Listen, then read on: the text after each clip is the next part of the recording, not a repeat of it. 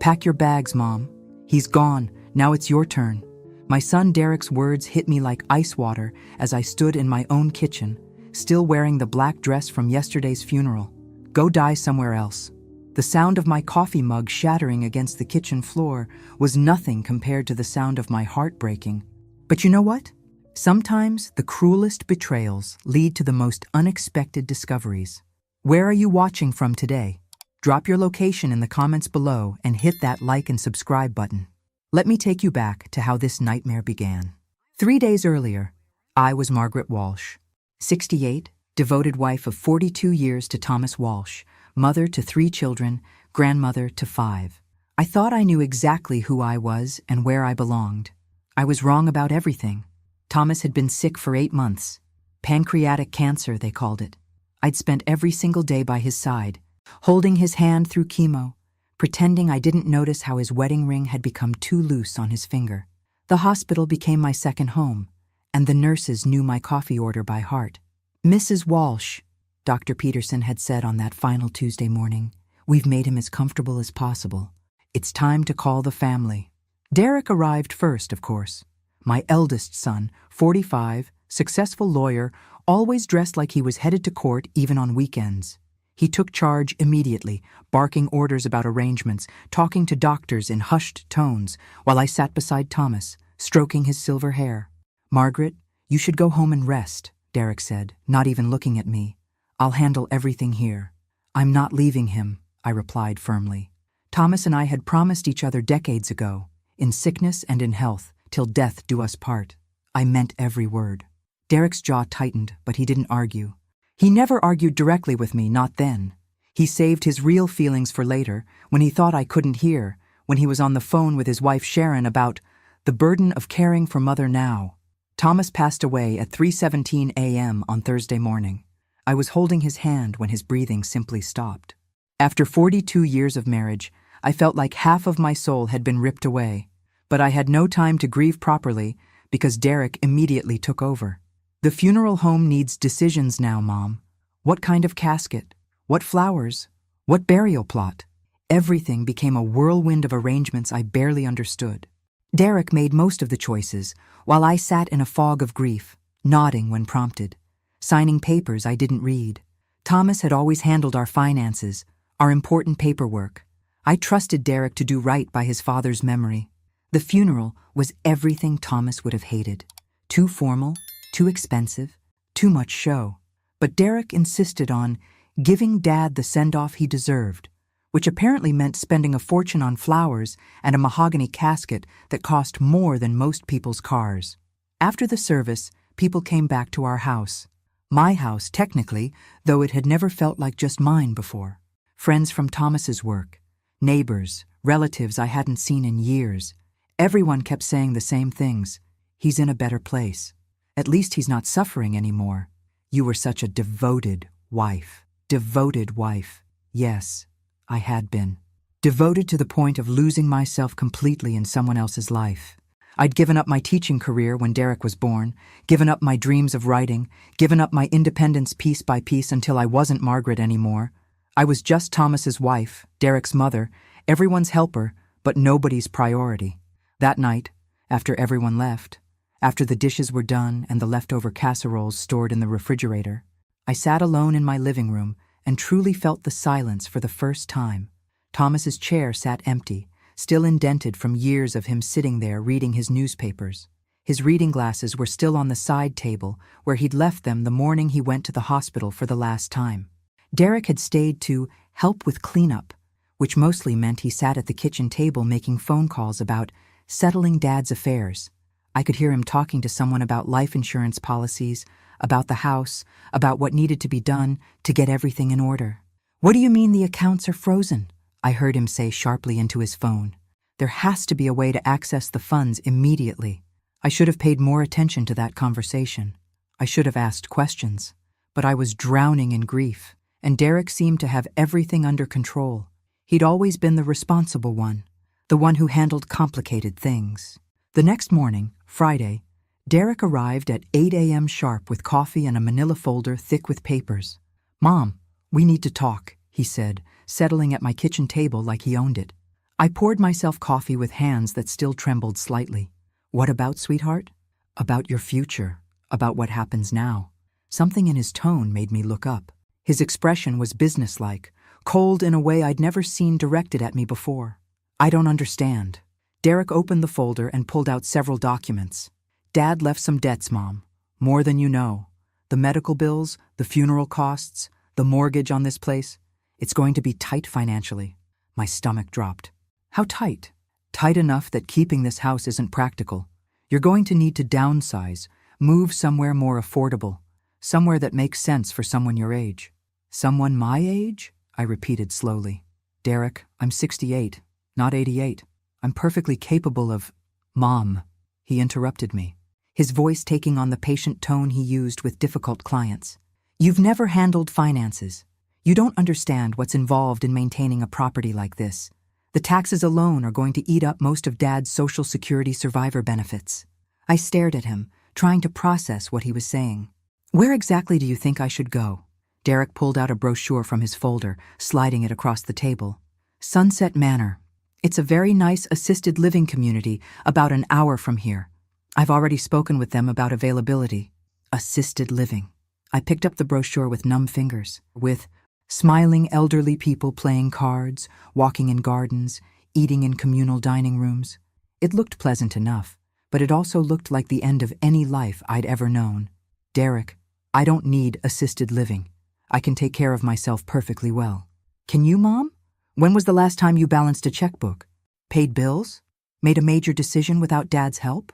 The words stung because they were partially true. Thomas had handled our finances for decades, but that didn't mean I was incapable of learning, of taking control of my own life. I can learn, I said quietly. At 68, Mom, be realistic. It's time to let the younger generation handle the complicated stuff. Sharon and I have been talking, and we think this is the best solution for everyone. Best for everyone or best for you?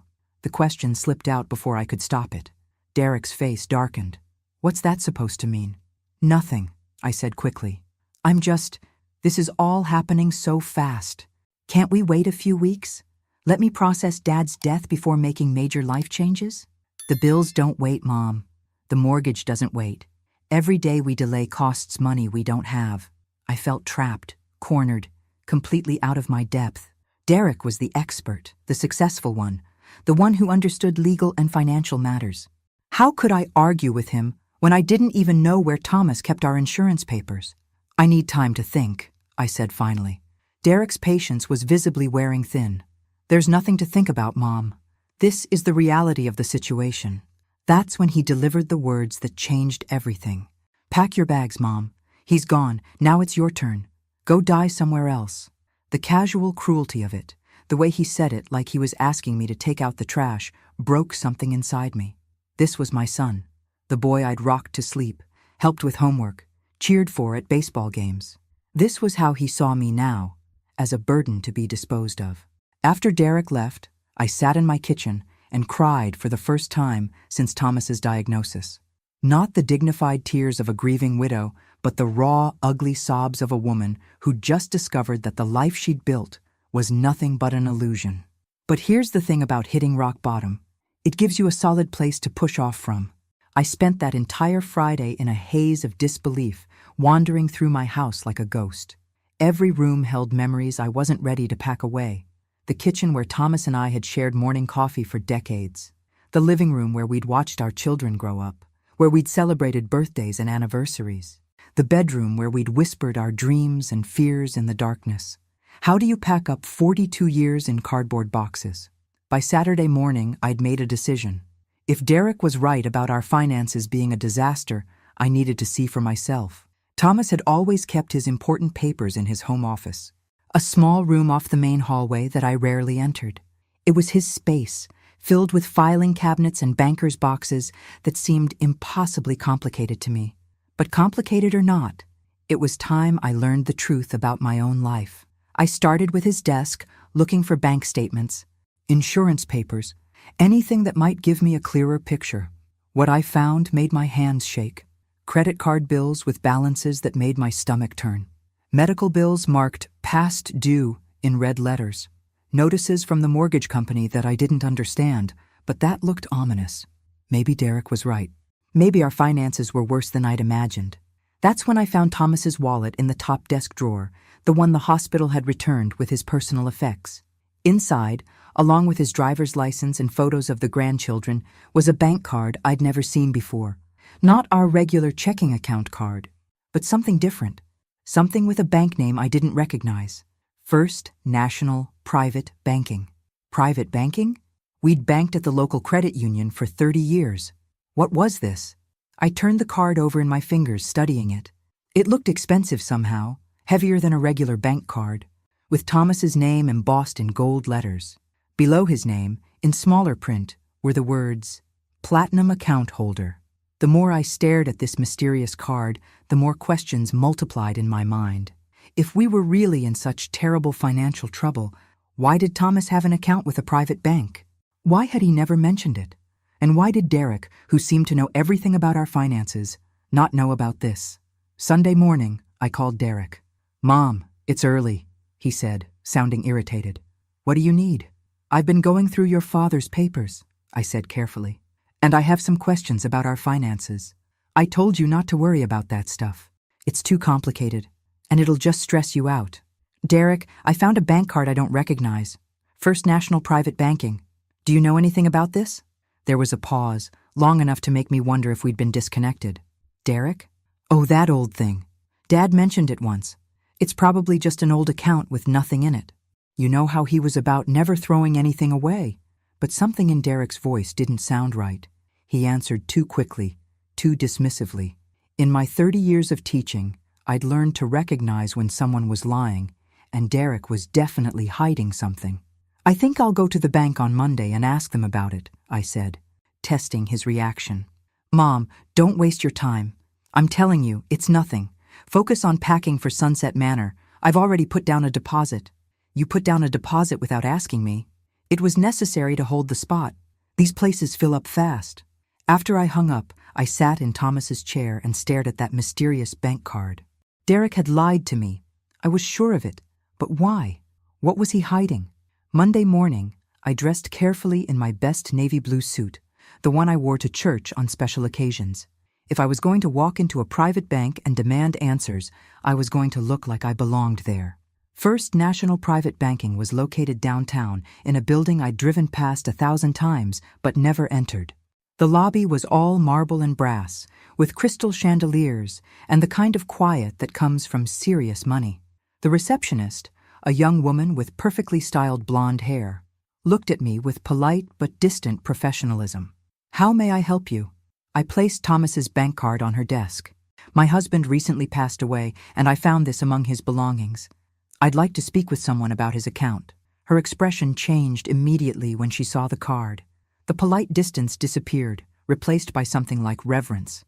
"Oh my, yes, of course. Please, have a seat. I'll get Mr. Harrison immediately." Mr. Harrison turned out to be a distinguished man in his 60s with silver hair and a way of speaking that suggested he was used to dealing with very important people. He escorted me to a private office that was larger than my living room, with leather furniture and oil paintings on the walls. "Mrs. Walsh," he said, settling behind his massive wooden desk. "First, please accept my condolences on your husband's passing. Thomas was a valued client for many years." "Many years?" I repeated. "How many years exactly?" Mr. Harrison consulted his computer screen. "Mr. Walsh opened his accounts with us in 1995. Nearly 30 years. My heart started beating faster. "Accounts? Plural?" "Yes, he maintained several accounts with us. Checking, savings, investment portfolios, and a safety deposit box." I felt like the room was spinning. "Mr. Harrison, I think there's been a mistake. My husband and I banked at Riverside Credit Union. We've never had accounts here." He looked at me with genuine sympathy. "Mrs. Walsh, many of our clients prefer to keep their private banking arrangements confidential, even from family members. It's not unusual." "Confidential from family members?" I could barely get the words out. "Are you telling me my husband had secret bank accounts?" "I'm telling you that your husband was a very wealthy man, Mrs. Walsh, and now, as his beneficiary, you are a very wealthy woman." The world stopped. Completely stopped. "I'm sorry. What did you say? Mr. Harrison turned his computer screen toward me, and what I saw made my knees weak. Numbers. Lots of numbers. More numbers than I'd ever imagined having in one place. This can't be right, I whispered, staring at the screen. This says $2.3 million in liquid assets, Mr. Harrison confirmed gently, plus the investment portfolio, which is currently valued at approximately $5.8 million. And of course, there are the real estate holdings. Real estate holdings? 3 rental properties here in town, plus the vacation home in Colorado that your husband purchased last year. I gripped the arms of my leather chair, feeling like I might faint. Mr. Harrison, there's been a terrible mistake. We don't have vacation homes. We don't have millions of dollars. We're in debt. My son says we're broke, Mr. Harrison frowned, studying his screen more carefully. Mrs. Walsh, I'm looking at account activity through last week. These funds are very real, and they're legally yours now. Your husband listed you as the primary beneficiary on all accounts. But the medical bills, the mortgage, the funeral expenses could easily be paid from petty cash without touching the principal investments, Mr. Harrison said. Mrs. Walsh, would you like me to print out complete account statements so you can review everything in detail? I nodded, not trusting my voice. While we waited for the printer, my mind raced. If Thomas had millions of dollars, why had Derek been so insistent that we were broke? Why had he rushed me toward assisted living? Why had he already put down a deposit on Sunset Manor without even discussing it with me? The answer, when it hit me, was like ice water in my veins. Derek didn't know about this money, and he was planning to inherit a house he thought was mortgaged to the hilt, never realizing what he was really inheriting. But more importantly, he was trying to get rid of me before I discovered the truth about my own financial situation. Mr. Harrison handed me a stack of papers, thick as a phone book. These are comprehensive statements for all accounts. I'd also recommend meeting with our estate planning attorney to discuss your options going forward. My options? Mrs. Walsh, you're a wealthy woman now. You have choices your husband perhaps didn't want you to know about during his lifetime. The question is, what do you want to do with this second chance? I drove home in a daze, the bank statements on the passenger seat like evidence of a crime. Not a crime against the law, but a crime against truth, against trust, against everything I'd believed about my life. Thomas had been secretly wealthy for 30 years. 30 years of me clipping coupons, shopping clearance sales, worrying about every expense over $50. 30 years of him telling me we needed to be careful with money while he was accumulating millions. But even more disturbing was Derek's behavior. My own son had looked me in the eye and lied about our financial situation. He'd manipulated my grief and confusion to rush me into assisted living, probably hoping to gain control of what he thought was a modest inheritance. What he didn't know was that modest inheritance was actually worth over $8 million. And what Derek definitely didn't know was that his mother was about to stop being the helpless widow who needed taking care of. I pulled into my driveway and sat for a moment, looking at the house Thomas and I had shared for so long. It wasn't just my home anymore. It was my choice to keep or sell. My decision to make. For the first time since Thomas's death, I smiled. A real smile. My son wanted me to go die somewhere else? Well, Derek was about to learn that his mother wasn't nearly as helpless as he thought, and she definitely wasn't going anywhere. I spent Monday evening spread out on Thomas's office floor with bank statements scattered around me like pieces of a puzzle. Every page revealed another secret, another lie of omission that made my head spin. Real estate investments in Denver, stock portfolios I'd never heard of, a trust fund that had been quietly growing for decades. But what really made my blood boil was the pattern I discovered. Every major decision Thomas had made, every investment, every property purchase, every financial move had been discussed with Derek. The bank records showed regular calls between Thomas and Derek Walsh, financial advisor, dating back 5 years. Derek hadn't just known about the money. He'd been helping Thomas manage it while lying to my face about being broke. My phone rang at exactly 7 a.m. Tuesday morning. Derek, right on schedule. Mom, I need you to sign some papers today for the Sunset Manor deposit and to get the utilities transferred out of your name. I cradled the phone against my shoulder while I sipped my coffee, surrounded by evidence of my family's deception. Actually, Derek, I've been thinking. I'm not ready to move yet. Mom, We've been through this. You don't have a choice. The financial situation is complicated? Yes, you keep saying that. I kept my voice pleasant, conversational. In fact, it's so complicated that I decided to educate myself. I went to a bank yesterday. Dead silence. Derek? Are you there? Which bank? His voice was tight, controlled. First National Private Banking. Lovely people. Very helpful. Another pause, longer this time. I could practically hear him calculating, trying to figure out how much I knew and how much damage control he needed to do. Mom, those accounts are... It's not what you think. Really? Because what I think is that my husband secretly accumulated over $8 million while letting me believe we were barely getting by. And what I think is that you've known about this money for years while telling me I need to sell my house and move into assisted living because we're broke. It's more complicated than that. Stop. My voice came out sharper than I'd ever used with him before. Stop telling me it's complicated. Stop treating me like I'm too stupid to understand my own life. And stop lying to me. Derek's carefully controlled facade finally cracked. Fine. Yes, I knew about Dad's money. He made me promise not to tell you because he was worried you'd spend it all on foolish things. He was protecting the family's future. Protecting the family's future from me? His wife of 42 years? Mom, you have no experience with large sums of money. Dad was afraid you'd make emotional decisions, give it all away to charity or fall for scams. He was looking out for you.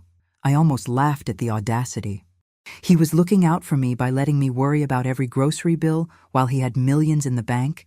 He was protecting me by keeping me ignorant of my own financial security. Yes, exactly. You've always been too trusting, too generous. Dad knew you'd want to help everyone, give money to the church, pay for the grandchildren's college, donate to every sob story that crossed your path. He was preserving the wealth for the family's real needs. The family's real needs, I see. And I suppose those real needs don't include the actual widow who lived with him for 4 decades? Derek's voice turned cold, businesslike. Mom, you're being emotional. This is exactly why Dad made these decisions. You're proving his point. Emotional. There it was. The word men use to dismiss women's legitimate anger as hysteria. I'd been called emotional for having feelings about discovering my entire marriage was built on financial lies. I'd been called emotional for being upset that my son had conspired to ship me off to assisted living while planning to inherit millions. Derek, I want you to listen very carefully because I'm only going to say this once. I am not moving to Sunset Manor. I am not selling my house. I am not signing any papers you put in front of me. And I am definitely not letting you manage my finances. Mom, you're making a mistake. The mistake was trusting you. I hung up. Within an hour, my doorbell was ringing. Derek stood on my front porch with Sharon, his wife, both of them looking like they were preparing for battle. Mom, we need to talk, Derek said, pushing past me into the house. Sharon followed, her perfectly styled blonde hair and designer clothes, making her look like she was dressed for a country club lunch rather than a family intervention.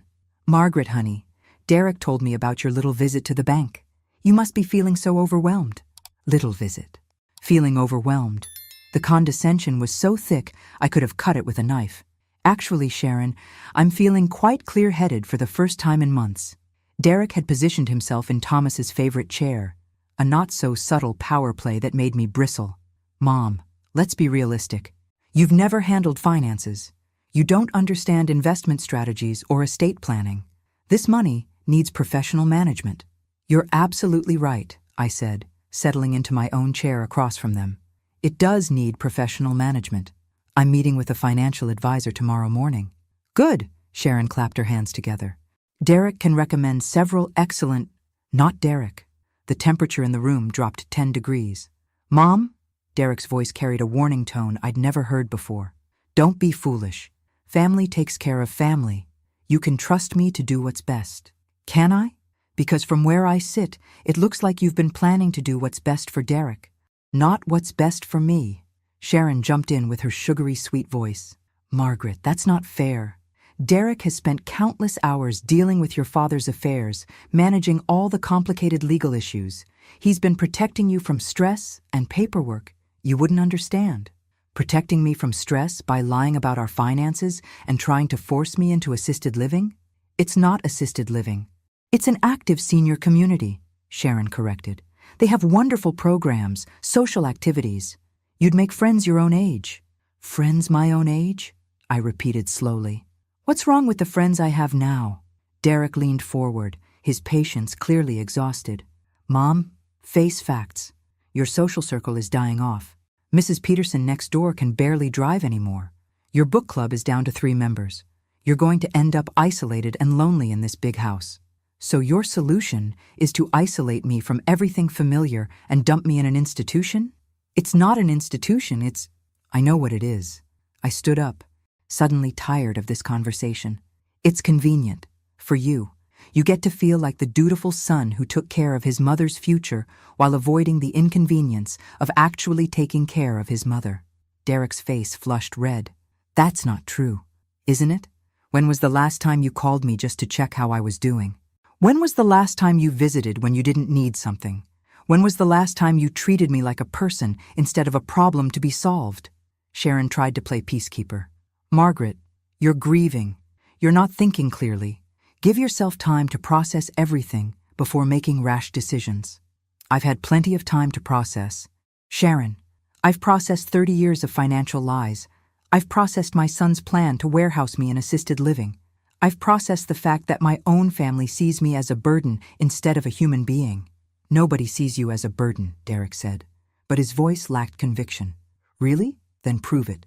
Apologize for lying about our finances. Admit that you were wrong to try to force me into Sunset Manor.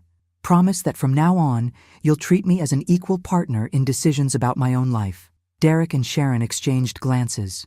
The silence stretched on until it became an answer in itself. I thought so. I walked to the front door and held it open. I think you should leave now. Mom, you're making a huge mistake, Derek said as he stood up. You're going to regret this.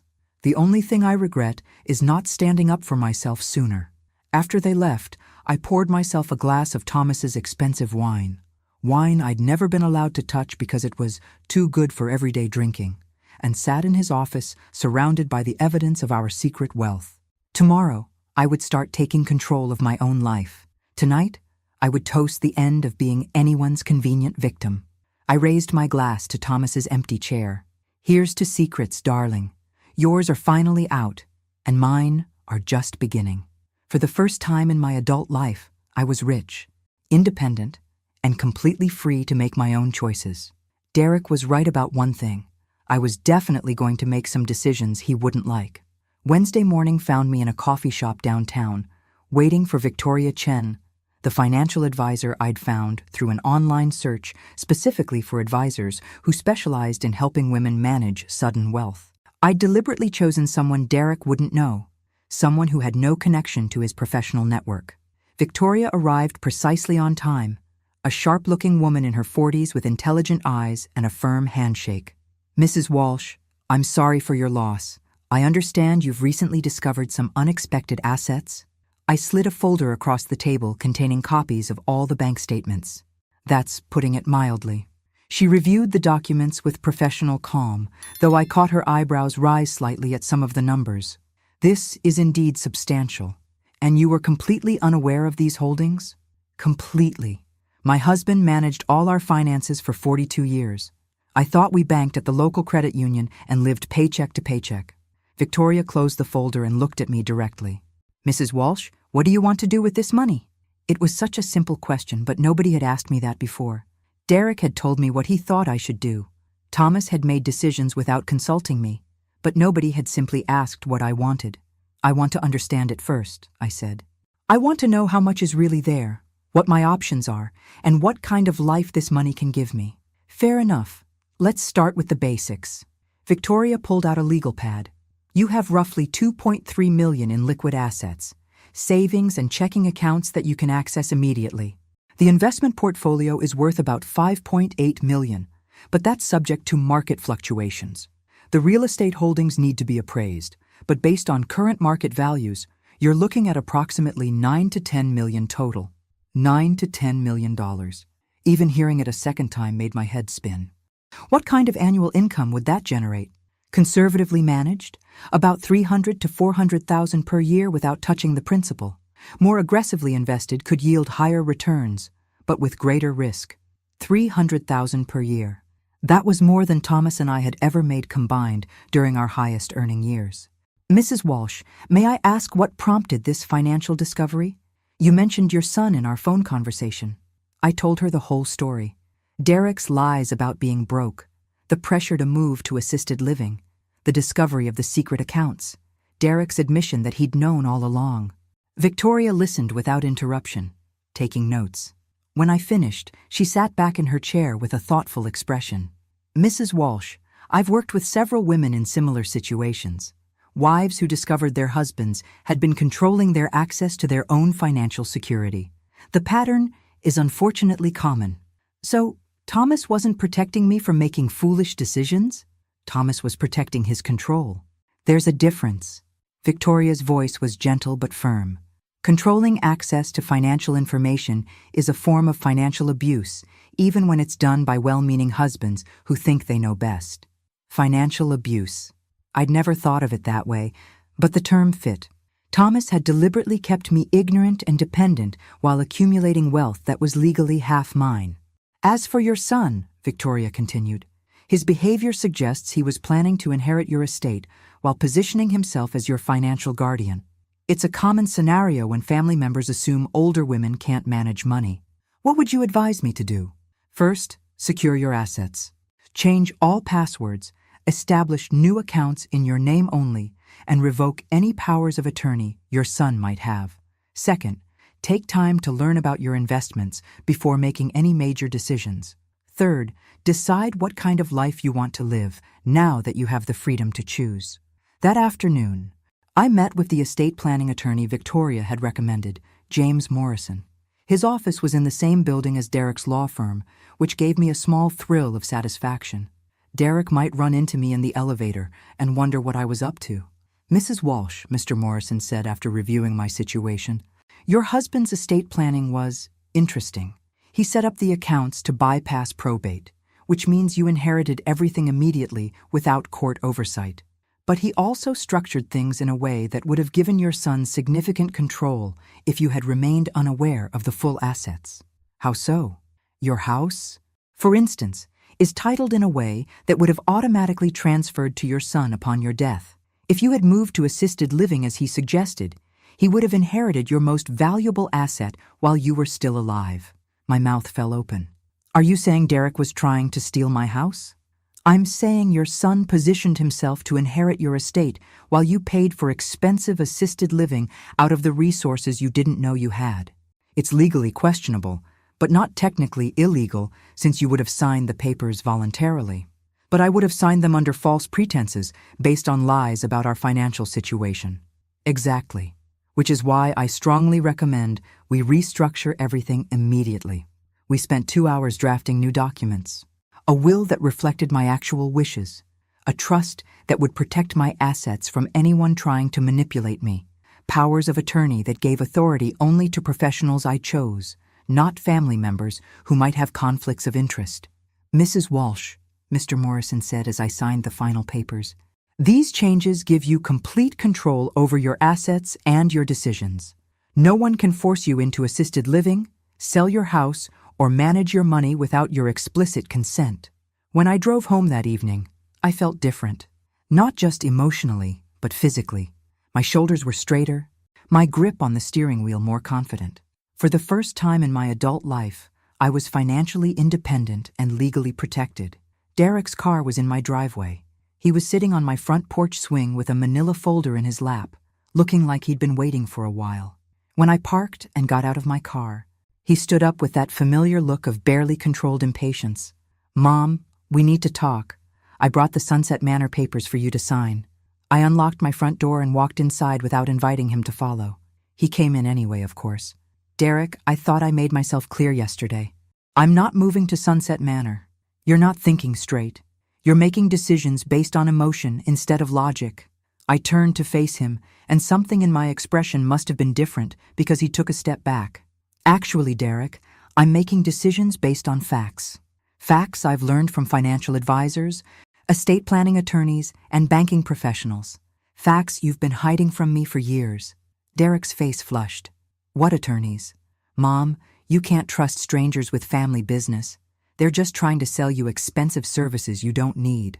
The way you were trying to sell me assisted living I didn't need. That's different. I'm your son. I care about your well-being. Do you? I asked quietly. Because caring about my well-being would have meant telling me the truth about our finances.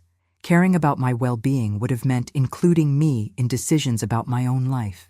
Caring about my well-being would have meant treating me like an adult instead of an inconvenient child. Derek slammed the folder down on my kitchen table. Fine. You want the truth? Here's the truth. Dad left you more money than you know how to handle. You're going to get scammed, make stupid investments, give it all away to charities and sob stories. Within 5 years, you'll be broke and expecting me to support you. And if that happened, would you? Would I what? Support me. If I lost everything, would you take care of me? Or would you ship me off to the cheapest nursing home you could find? Derek's silence was my answer. I see. I walked to the kitchen counter and poured myself a glass of water, taking my time. Derek, I want you to leave now. Mom, you're being... I want you to leave. And I want you to take your assisted living papers with you. I won't be needing them. You'll regret this, Derek said, gathering up his folder. When you're broke and alone, don't expect me to bail you out. Don't worry, I replied calmly. I won't expect anything from you ever again. After he left, I sat at my kitchen table and thought about the conversation. Derek hadn't asked how I was feeling about discovering Thomas's lies. He hadn't apologized for his deception. He hadn't shown any concern for my emotional well-being or my grieving process. All he'd cared about was controlling my money and getting me out of the way so he could inherit my house. But Derek had made one crucial miscalculation. He'd assumed that his helpless, financially ignorant mother would remain helpless and ignorant forever. He'd never considered that she might learn, grow, and fight back. Tomorrow, I was going to start showing him just how wrong he'd been. Thursday morning brought an unexpected phone call from Sharon. Margaret, I think we got off on the wrong foot yesterday, she said in her sweetest voice. I wondered if we could meet for lunch? Just the two of us? Woman to woman? I almost laughed. Sharon wanted to try the sympathetic female approach after Derek's authoritarian tactics had failed. Of course. Sharon, I'd love to hear what you have to say. We met at Rosewood Bistro, a trendy restaurant where Sharon clearly felt comfortable among the designer handbags and expensive salads. She'd dressed for the occasion in what I recognized as her serious conversation outfit. The navy blazer and pearls she wore when she wanted to project authority mixed with approachability. Margaret, I hope you know that Derek and I only want what's best for you, she began after we'd ordered. This whole situation with the bank accounts has caught everyone off guard. Has it? Because Derek seems to have known about them for quite some time. Sharon's smile faltered slightly. Well, yes, Thomas had mentioned some investments to Derek, but none of us realized the full scope. It's overwhelming, isn't it? All those numbers and financial terms. She was trying to bond with me over the supposed complexity of managing money, assuming I'd be intimidated by all those numbers. Another miscalculation. Actually, Sharon, I'm finding it quite fascinating. Did you know that Thomas bought 3 rental properties without ever mentioning them to me? The rental income alone has been generating about $60,000 a year that I never knew existed. Sharon blinked rapidly, clearly trying to recalculate her approach. That's wonderful. But Margaret, you have to understand, managing rental properties is incredibly complicated. Tenants, maintenance, taxes. Derek has experience with real estate investments. He could help you. The properties are already being managed by a professional company, I interrupted smoothly. They've been handling everything for years, quite successfully, without any help from Derek. Oh, Sharon took a sip of her wine, regrouping. Well, that's good. But what about your living situation? That house is so big for one person. And the upkeep, the yard work, the maintenance. Wouldn't you be happier somewhere smaller, more manageable, like Sunset Manor? Like a nice condo or a senior community where you'd have people your own age to socialize with, someone to check on you if something happened. I smiled, remembering my conversation with Victoria Chen about this exact tactic. Sharon, can I ask you something? When you imagine yourself at my age, do you picture yourself being shipped off to a senior community because your children think you're too old to live in your own home? Sharon's face reddened slightly. It's not the same thing. You've been through a traumatic loss. Thomas took care of everything for so long. It's natural that you'd feel overwhelmed. I'm not overwhelmed, Sharon. I'm angry. Angry? Angry that my husband lied to me for 30 years about our finances. Angry that my son has been planning to inherit my house while shipping me off to assisted living. Angry that both of you seem to think I'm too stupid to manage my own life. Sharon set down her fork and leaned forward, her voice dropping to a confidential whisper. Margaret, honey, Derek is worried about you. He thinks you might be making impulsive decisions because you're grieving. Maybe giving money to the wrong people, trusting the wrong advisors. You mean trusting advisors who aren't Derek? I mean trusting strangers who might take advantage of a woman who's just inherited a lot of money. I almost admired the audacity.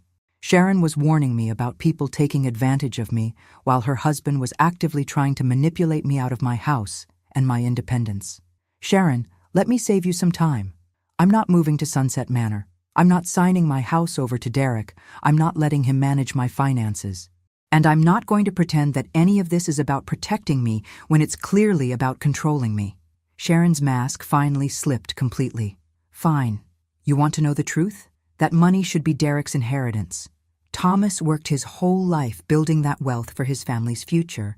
Not so you could waste it on expensive lawyers and financial advisors who are just telling you what you want to hear. Derek's inheritance? I repeated slowly. From money that Thomas earned during our marriage? Money that was legally half mine all along? Thomas never intended for you to have complete control over those assets. He set things up the way he did for a reason. Yes, he did. He set things up to keep me ignorant and dependent. But here's the thing, Sharon. I'm not ignorant anymore. And I'm definitely not dependent. Sharon tried one more approach, her voice turning pleading. Margaret, think about the grandchildren. Michael's college fund, Sophie's violin lessons. That money could secure their futures. The grandchildren, I said thoughtfully. You mean the grandchildren Derek never brings to visit me? The ones I haven't seen since the funeral? The ones you use as emotional blackmail when you want something? That's not fair. What's not fair is using children to manipulate their grandmother. What's not fair is trying to convince a grieving woman that she's too incompetent to live in her own home. What's not fair is lying about finances to force someone into assisted living. I stood up, pulling out my wallet. Lunch is on me, Sharon. It's the least I can do for someone who's about to learn that treating people with respect actually matters. That evening, I called my sister Linda in Portland, something I realized I hadn't done in months. Thomas had never liked me running up the phone bill with long-distance calls, so I'd gotten into the habit of keeping conversations short. Margaret, Linda's voice was warm and surprised. How are you holding up? I've been thinking about you constantly since the funeral. I told her everything. Thomas's secret accounts, Derek's lies, the assisted living manipulation, my meetings with financial advisors and attorneys. Linda listened without interrupting, occasionally making small sounds of outrage. That son of a bitch, she said when I finished. Both of them. Thomas for lying to you all those years, and Derek for trying to take advantage of your grief. Linda, language, I said automatically, then caught myself. Actually, no, you're right. They were both sons of bitches. Linda laughed. There's my sister. I was wondering where she'd gone. Margaret, you know what you need to do now? What? You need to live. Really live. You've got more money than you'll ever spend and complete freedom for the first time in your adult life. What do you want to do with it? I looked around my house, really seeing it for the first time in years. Thomas's chair, his books, his carefully controlled environment where nothing was ever moved or changed. His house, his rules, his decisions. I want to travel, I said suddenly. I've never been anywhere except family vacations Thomas planned. I want to see Italy, Paris, maybe take a cruise. Do it. I want to learn things. Take classes, read books Thomas thought were foolish, maybe even go back to school. Do it. I want to help people. Real people with real needs, not Derek's fictional grandchildren's college funds. Margaret, do you hear yourself? You sound like you're planning to actually live instead of just existing. After I hung up with Linda, I sat in Thomas's office, my office now, and and opened my laptop. I'd been thinking about this conversation for days, but Linda's words had crystallized something important. I started typing, "Derek, by the time you read this, I will have transferred the house deed into a trust that you cannot access. I've also changed my will to reflect my actual wishes rather than your assumptions about your inheritance. You were right about one thing. I am going to make some decisions you won't like. I'm going to travel, learn, give money to causes I care about, and live my life exactly as I choose. I'm going to trust my own judgment instead of deferring to men who think they know better. You said I'd regret standing up for myself. You were wrong. The only thing I regret is not doing it sooner. If you ever decide to treat me like a human being instead of a burden, you know where to find me. Until then, don't bother calling. Your financially independent mother, Margaret." I printed the letter and sealed it in an envelope. Tomorrow, I would mail it. Then I would book a trip to Italy and start planning the rest of my life. Derek had been wrong about something else, too. I wasn't emotional. I was strategic. I was determined. And I was just getting started. My son had wanted me to go die somewhere else? Well, I was going to disappoint him. I was going to live, loudly and completely, right here where he couldn't ignore me. And I was going to enjoy every minute of it. 3 months later, I was sipping espresso in a cafe overlooking the Amalfi Coast when my phone buzzed with yet another call from Derek.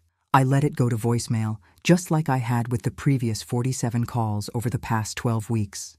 Italy was everything I'd dreamed and more. The art, the food, the way the morning light painted the Mediterranean in shades of gold and turquoise. I'd enrolled in a cooking class in Tuscany, learned to paint watercolors in Rome, and discovered that I had a natural talent for languages. Who knew? Certainly not the woman who'd spent 40 years believing she was too old to learn new things. "Signora Margaret," called Giuseppe, the cafe owner who'd become my friend. "You look happy today." Every day, Giuseppe. Every single day. And it was true. For the first time in my adult life, I woke up each morning wondering what I wanted to do instead of what I needed to do for someone else.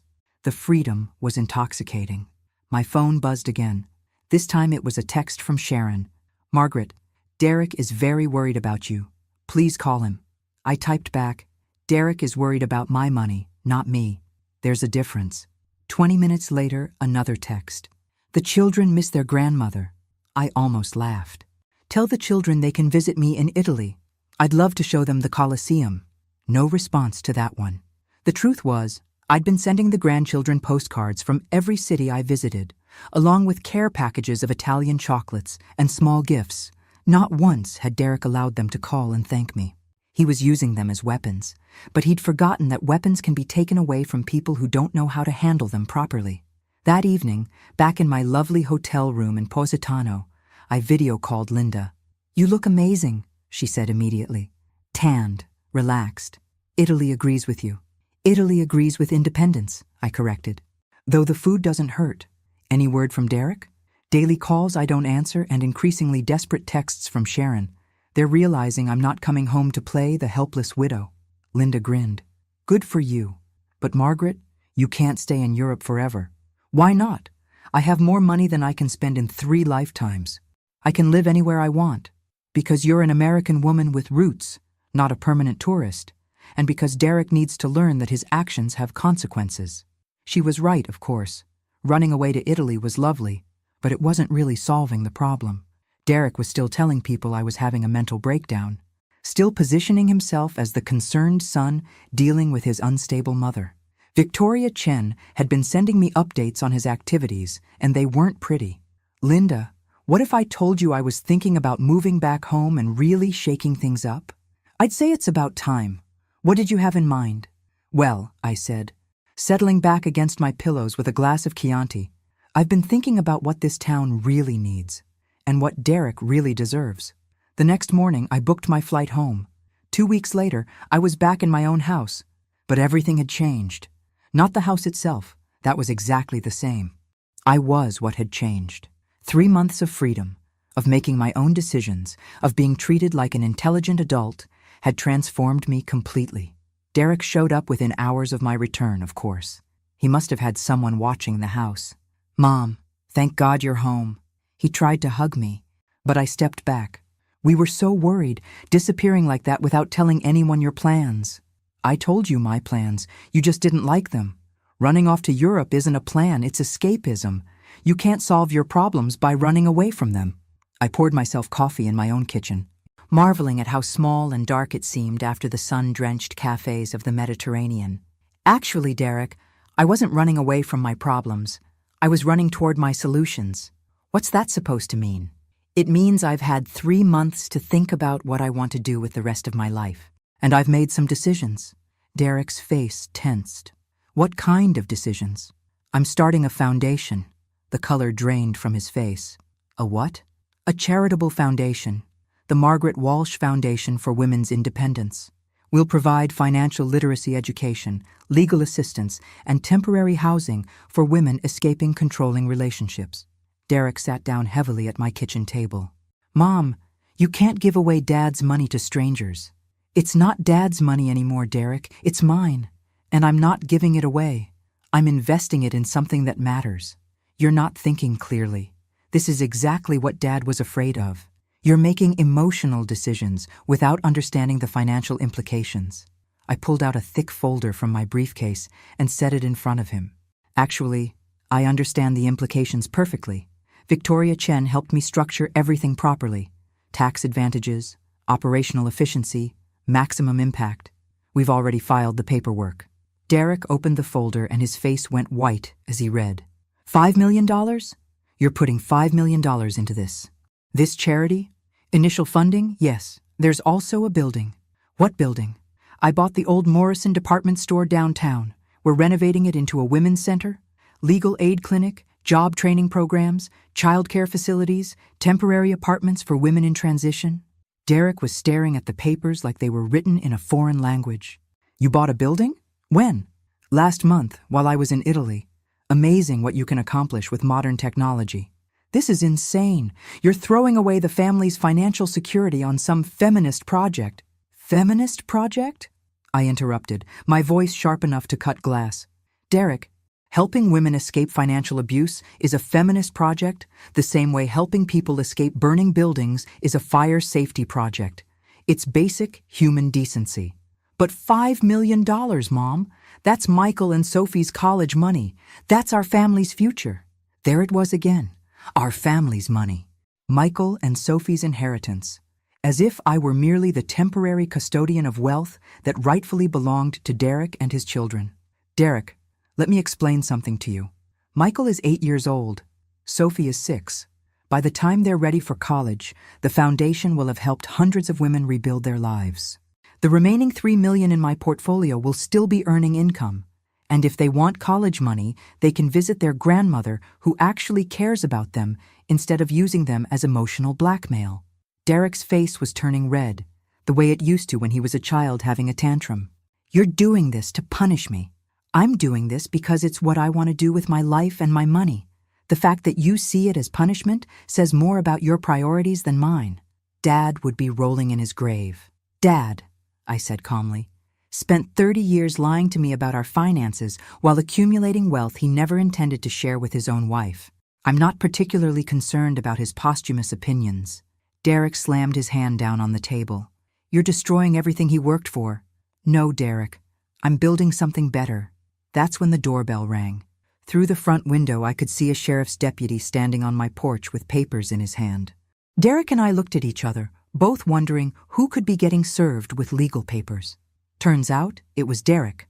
The deputy handed him a thick envelope and explained that he was being served with a lawsuit from the state attorney general's office regarding misappropriation of client funds from his law practice. Derek's face went ashen as he read the papers. His hands were shaking. Mom, This is what, Derek? It's a misunderstanding, a bookkeeping error. The money was just borrowed temporarily to cover some cash flow issues. Borrowed from client accounts? It's not what it looks like.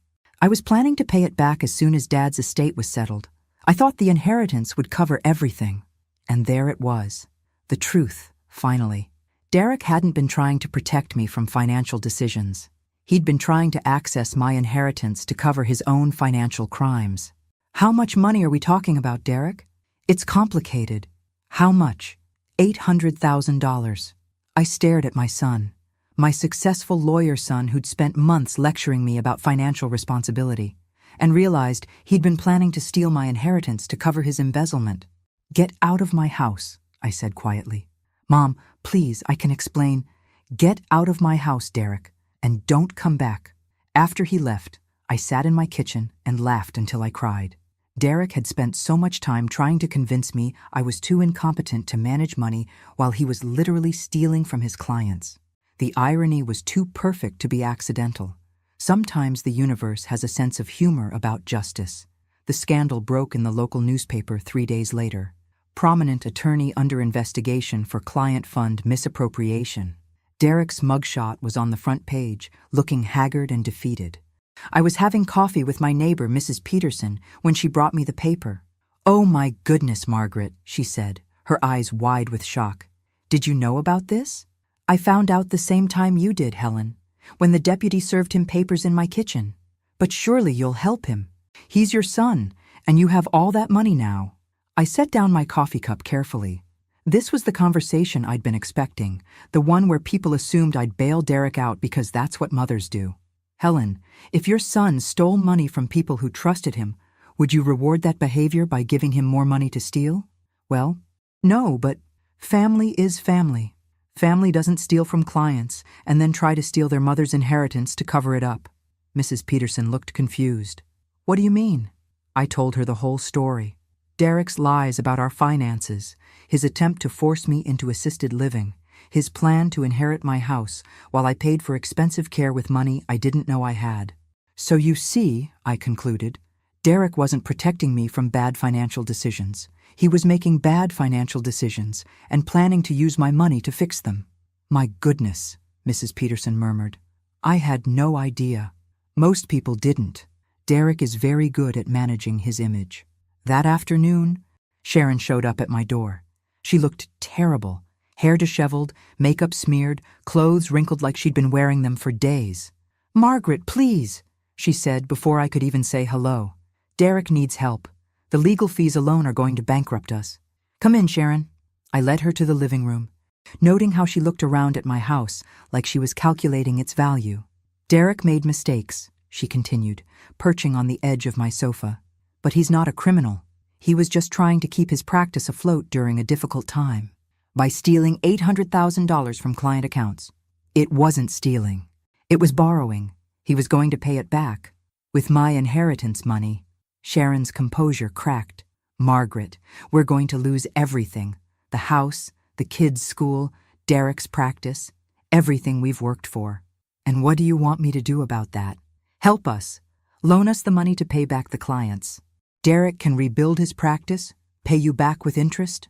I studied Sharon's face, seeing the desperation she was trying to hide. "Sharon, let me ask you something. 3 months ago, when Derek was trying to force me into assisted living, did you think that was wrong?" "What? That's not relevant now." "It's completely relevant. You supported your husband's plan to manipulate a grieving widow out of her home and her independence. You helped him lie about our finances. You tried to convince me I was too incompetent to manage my own life. We thought we were helping. You thought you were inheriting my house and my money." "There's a difference." Sharon's desperation turned to anger. "Fine. You want to be vindictive? You want to destroy your own family over money? I'm not destroying my family, Sharon.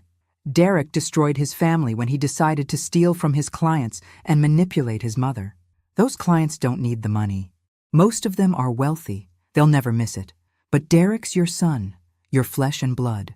I almost admired her audacity. She was literally arguing that Derek's theft was acceptable because his victims were wealthy, while asking me to give her money because she wasn't. "Sharon, I want you to listen carefully because I'm only going to say this once. I will not give Derek money to cover his crimes. I will not mortgage my future to enable his irresponsibility. And I will not pretend that stealing is acceptable because the victims can afford it. You're heartless," she spat, standing up abruptly. "Your own son is facing prison, and you're worried about protecting your precious money. My son is facing prison because he committed crimes, not because I refused to bail him out. There's a difference between heartless and having boundaries. Don't expect us to be there for you when you're old and need help." I smiled. Sharon, I'm already old. And the last thing I need is help from people who think manipulation is love and theft is acceptable if it benefits the family. After she left, I called Victoria Chen to update her on Derek's legal troubles. I'm not surprised, Victoria said. Men who try to control their female relatives' finances often have problems managing their own money. It's about power, not competence. Should I be worried about him trying to access my accounts somehow? All your assets are protected now. He has no legal standing to touch anything. But Margaret, I should warn you. Desperate people do desperate things. Make sure your home security is updated. That evening, I had new locks installed and a security system activated. I thought Derek's manipulation was the worst he could do. I was about to learn how wrong I was. The break-in happened on a Tuesday night in November. I'd been home from Italy for 6 weeks, and Derek's legal troubles were getting worse.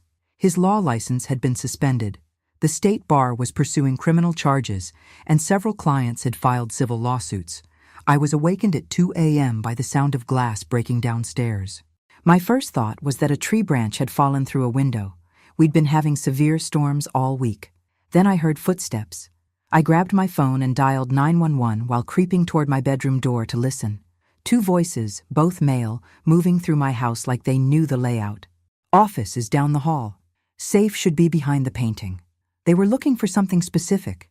They knew about Thomas's old office, knew about the safe he'd installed behind his Civil War painting.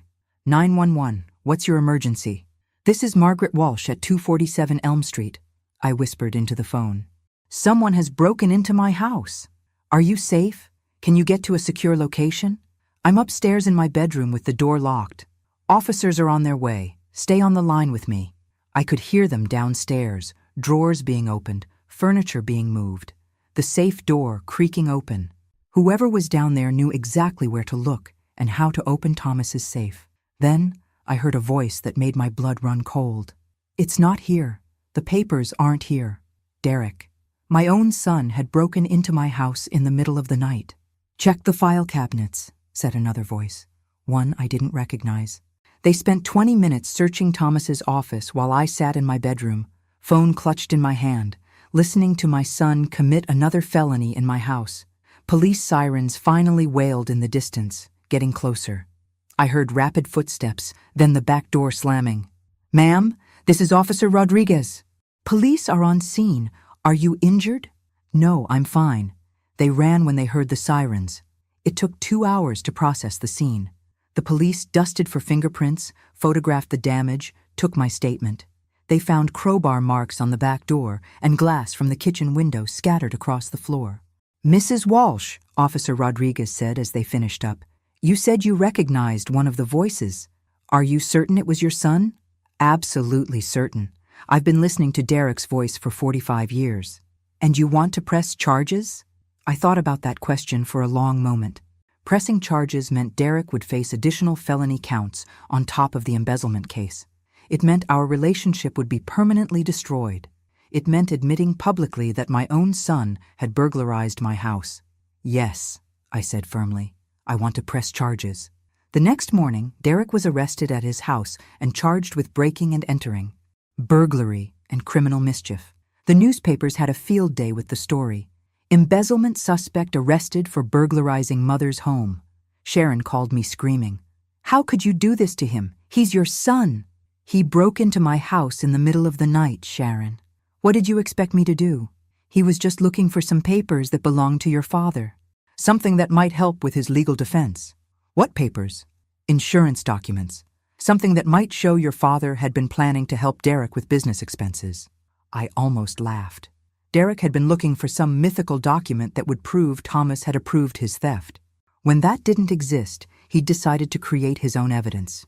Sharon, there are no papers that would justify stealing $800,000 from client accounts. You don't understand the pressure he's been under.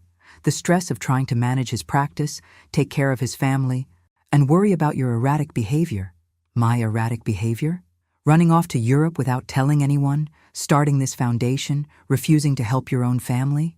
Derek's been telling everyone you're having some kind of mental breakdown. And there it was, Derek's backup plan. If he couldn't manipulate me into giving him money, he'd convince everyone I was mentally unstable. He'd been laying the groundwork for months, telling people my behavior was erratic, that I was making irrational decisions, that someone needed to step in and take control of my finances for my own protection. "Sharon," I said calmly, "Derek is facing federal charges for embezzling money from his clients. He broke into my house in the middle of the night looking for documents that don't exist. Who exactly is having the mental breakdown here?" The line went quiet for so long I thought she'd hung up. "Sharon, this isn't over, Margaret. You think you're so smart, but you're just a bitter old woman destroying her own family.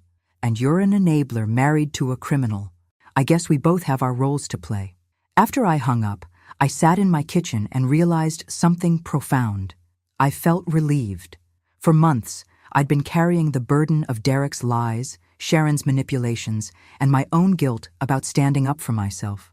Now that Derek had shown his true character so completely, so publicly, so criminally, I was finally free from any obligation to protect him from the consequences of his actions.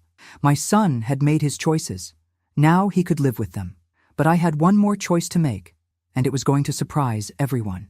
6 months later, I was standing in the main hall of the newly opened Margaret Walsh Center for Women's Independence, watching 37 women and their children celebrate the center's official dedication. The old Morrison building had been transformed beyond recognition. Bright, modern apartments filled the upper floors. The ground level housed the legal aid clinic, job training classrooms, and a childcare center that buzzed with happy voices throughout the day. "Margaret, this is incredible," said Linda, who'd flown in from Portland for the opening. "You've created something amazing here." I smiled, watching a young mother I'll call Sarah playing with her toddler in the center's courtyard. 6 weeks ago, Sarah had arrived at our emergency intake with nothing but the clothes on her back and a black eye that was just beginning to fade. Today, she was starting her new job as a paralegal at our legal clinic, living in her own apartment, planning a future that didn't include fear. "It's not just about the money," I told Linda. "It's about showing women that they have choices they didn't know existed." "Speaking of choices," Linda said, Linda, glancing toward the entrance. "Look who decided to show up." Derek was standing in the doorway, looking older and more haggard than when I'd seen him 6 months ago. The criminal charges had been plea bargained down to restitution and community service, but his law license was permanently revoked.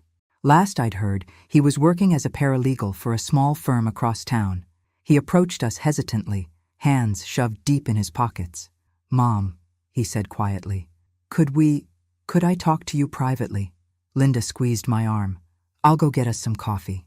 Derek and I walked to a quiet corner of the main hall, near the memorial wall where we'd hung photos of women who'd rebuilt their lives with the center's help. "This is really something," Derek said, looking around at the bustling activity. "I had no idea." "No idea what?" "No idea you were capable of something like this. This big, this important." I studied my son's face, seeing genuine remorse for the first time in months. "Derek, why are you here?" "To apologize. To really apologize, not just say words because I think it's what you want to hear." "Go ahead." Derek took a deep breath. "I was wrong about everything. Wrong about your capabilities, wrong about your judgment, wrong about what you needed. I treated you like you were my responsibility instead of my mother, and I'm sorry. And I was planning to use your money to cover my mistakes. I convinced myself it was temporary, that I was protecting the family's assets. But really, I was just scared and desperate and looking for someone else to fix my problems." It was the first honest thing Derek had said to me in years. What happened to the man who wanted to put his mother in assisted living because she was too incompetent to manage her own finances? I asked.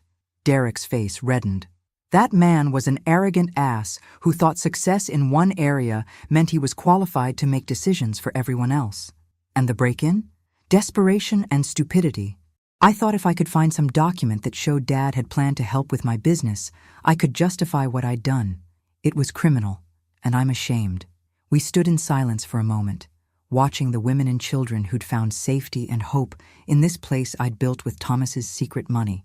"Derek, do you know why your father really kept those accounts secret? I assumed it was to protect the money from poor investment decisions. That's what he told you, but I found something in his papers after you were arrested. Letters from a financial advisor dating back to the early 1990s. Derek looked confused. What kind of letters? Your father wasn't just accumulating wealth, Derek.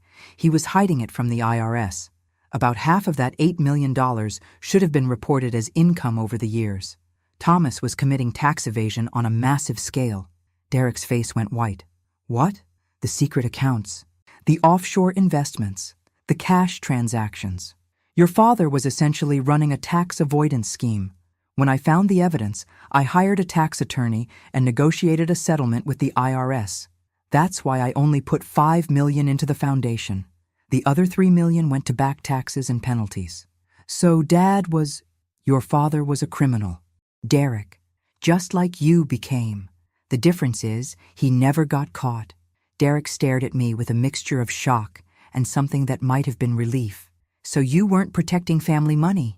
You were cleaning up family crimes.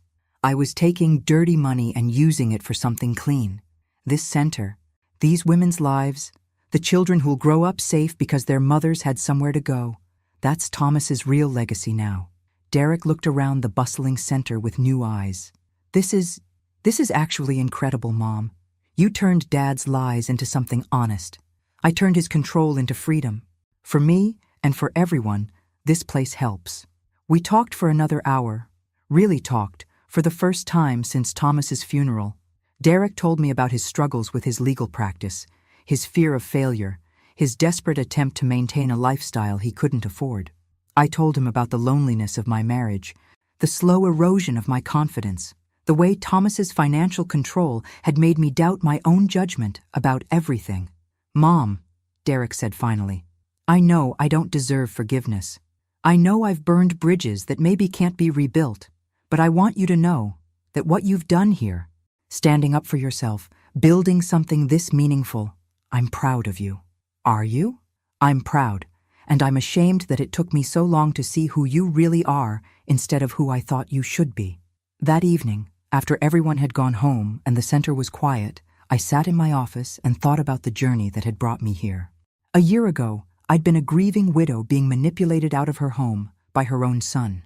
Today, I was the founder of a thriving organization that had already helped dozens of women escape situations like the one I'd unknowingly lived in for decades. Thomas had controlled me with money I didn't know existed. Derek had tried to control me with lies about money I didn't know I had. But in the end, that same money had bought me something neither of them had ever expected me to want: independence. My phone buzzed with a text from Sarah, the young mother who'd started work as our paralegal. Mrs. Walsh, thank you for showing me that being strong isn't the same as being alone. Maria took her first steps today, and I thought you should know.